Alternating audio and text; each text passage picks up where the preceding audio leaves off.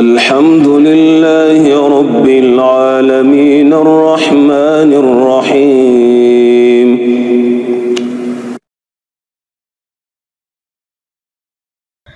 Bismillah, walhamdulillah, wassalatu wassalamu ala rasulillah.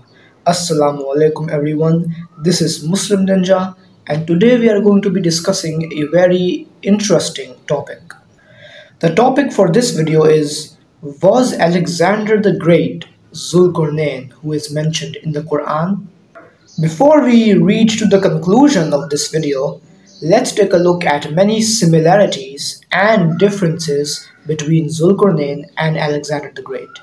Let's start this video. Now, the Quran states that Zulqarnain was an individual who traveled all the way from the west all the way to the east. And funny enough, when we look at Alexander's life story and conquests, we can see that his conquests and battles and wars took him all the way from the west, Greece, all the way to the east in Punjab. The second similarity between Zulqarnain and Alexander the Great is horns.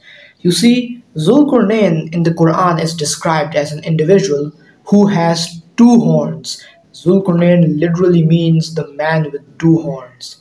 And when we look at ancient coins, from the time of Alexander the Great, we can see that these coins depict Alexander as having two horns coming from his head. The third similarity between Alexander the Great and Zulqarnain is that in the Quran, Zulqarnain is described as ruling over the whole world. Alright, ruling over the whole world. And Alexander the Great, actually at his time, took over almost the entire world, if not then the whole world at that time. Now, some people say that Zulqarnain was not Alexander the Great, but rather he was the Persian king Cyrus the Great.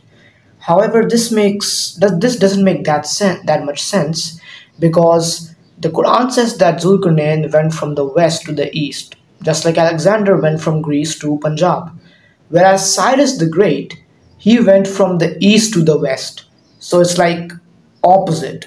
So that's why I believe that Zulqarnain has a higher chance of being Alexander the Great than being Cyrus the Great. Now let's move on to some differences between Alexander the Great and Zulqarnain. Now, the first major difference between these two people was that Zulqarnain in the Quran is described as a religious and pious Muslim who imposed the law of God upon the whole world.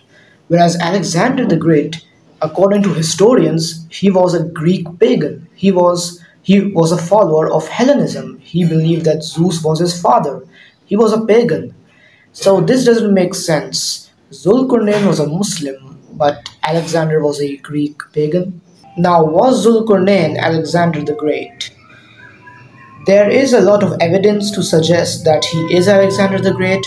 However, the Greek paganism part also tells us that he might not be Alexander the Great.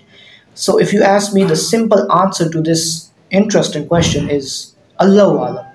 Because at the end of the day, only Allah knows who Zulqarnain is. Sure, there might be evidence that Zulqarnain is, Alexander the Great, but that doesn't mean that he is Alexander the Great, because there is still counter evidence. So only Allah knows who Zulqarnain is.